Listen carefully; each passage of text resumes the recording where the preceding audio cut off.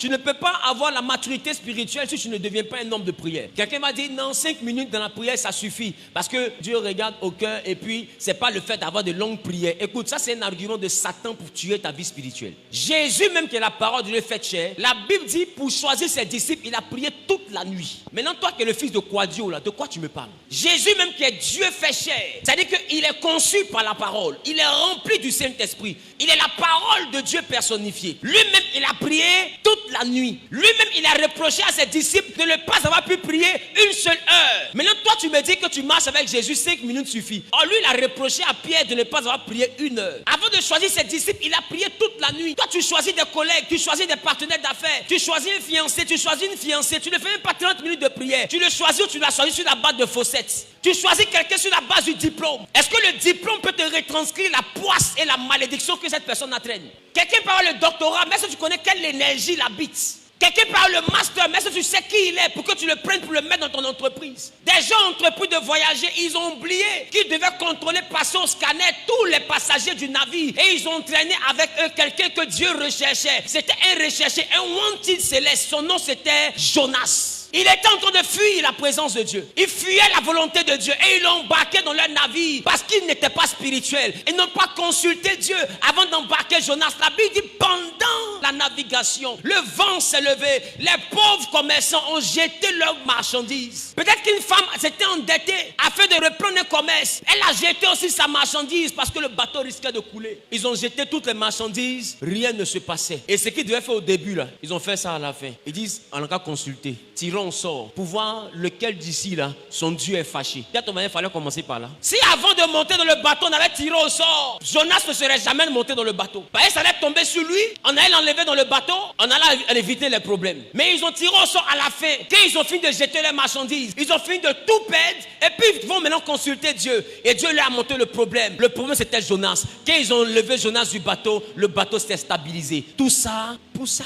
Majoritairement, vous commencez par la fin et vous terminez par le commencement. La fin, c'est d'aller entreprendre. Le commencement, c'est de consulter Dieu. Mais vous commencez en entreprenant et vous terminez en consultant Dieu. Quand ça ne va plus, c'est là que vous partez à la prière. Quand vous menacez de vous envoyer au commissariat, c'est là que vous allez chercher Dieu. Quand on te dit non, maintenant on va te mettre dehors, ton mari prend tes bagages, c'est sur le point d'être mis dehors, tu deviens une femme de jeûne. Prie qu'elle est prochaine, je prie. Mais attends, la Bible ne commence pas par Apocalypse, ma soeur. La Bible dit avant toute chose, faites des prières, toutes sortes de prières.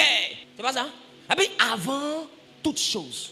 Demande à ton voisin, pourquoi toi, pour toi, c'est après que tu pries? Aujourd'hui, on ne consulte plus Dieu, on informe Dieu. Consulter, c'est demander ce qu'il en pense. L'informer, c'est lui dire ce qu'on a fait. Consulter Dieu, c'est lui dire ce qu'on veut faire. Et attendre ce qu'il a dit là-dessus. Mais malheureusement, nous, on cherche d'abord le fonds de commerce. Et quand on a le fonds de commerce, on fait 3 jours de jeûne pour que Dieu bénisse ce commerce. Parce que Dieu est notre employé. Quand on a envie qu'il bénisse, on l'appelle, il bénit. S'il ne bénit pas, on se plaint. Dis à ton Dieu n'est pas ton boy. Tu n'as pas embauché. Remarque, c'est ce qui nous fait échouer. On commence un concours de police. Et puis quand on finit de payer les dossiers, on commence à gêner pour que Dieu ouvre les portes. On se fout de qui? C'est lui qui t'a dit que tu seras policier? Est-ce que c'est lui qui t'a envoyé au concours de police? Il t'a déjà révélé que tu seras un douanier? Que fais-tu là-bas? Et tu dis non, ma vie est échec en échec. Mais ta vie est échec parce que c'est toi-même qui dirige ta vie. Il dit si l'Éternel est mon berger, je ne manquerai de rien. Cela sous-entend, il y a un non-dit. Si l'Éternel est mon berger, je ne manque de rien. Aussi longtemps qu'il est mon berger, je ne manque de rien. Aussi longtemps qu'il me conduit, je ne manque de rien. Aussi longtemps qu'il me dirige,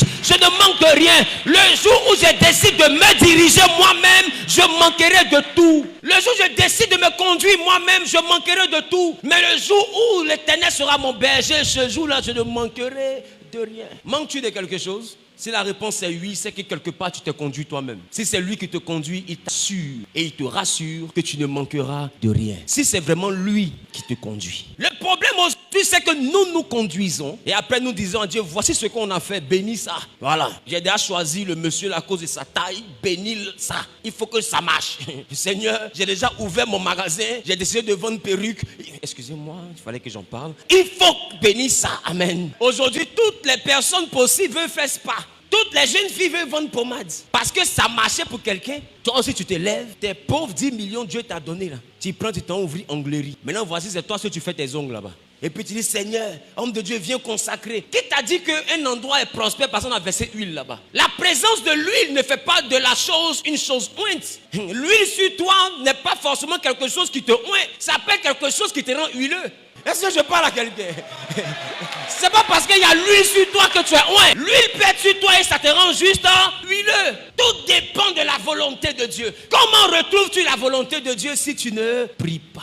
Il dit avec Dieu. C'est-à-dire que ton premier associé, c'est Dieu. Ton premier partenaire d'affaires, c'est Dieu. Je te dis, celui à qui tu t'associes pour ouvrir l'entreprise, dans 5 ans va se retenir contre toi, vous pouvez finir à la justice. Mais il y a un associé qui se tournera jamais contre toi. Il y a un associé qui ne t'abandonnera jamais. Celui avec qui tu t'arrêtes à la mairie, lui se lève, quand tu prends le bouquet comme ça, tu te retournes, tes camarades disent oui, et puis là tu dis oui. Dans 10 ans, vous pouvez être en train de vous battre devant les tribunaux sur les biens. Mais il y a quelqu'un qui ne se retournera jamais contre toi. L'homme peut te dire je t'aime mardi, mercredi, il peut vouloir ta mort. Mais il y a quelqu'un qui ne voudra jamais ta mort mercredi. Son nom c'est Jésus. Pourquoi ne le consultes-tu pas?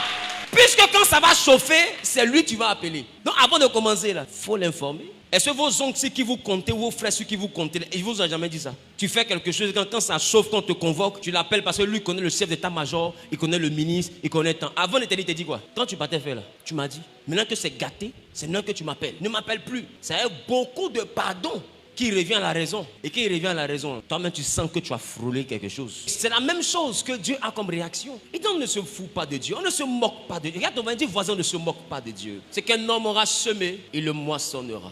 Est-ce que je parle à des hommes et à des femmes qui rentreront dans la prière? Dis à ton voisin, à partir d'aujourd'hui, avant toute chose, je ferai des prières. Saint-Esprit, je te demande pardon pour tout ce que j'ai fait sans avoir prié, sans t'avoir consulté. Je suis fautif. Si j'ai échoué, c'est parce que j'ai été mon propre berger. Prends ma main et conduis-moi. J'ai besoin de toi, car sans toi, je me perds, je m'égare. Prends ma main pour que je retrouve mes repères dans le nom de Jésus.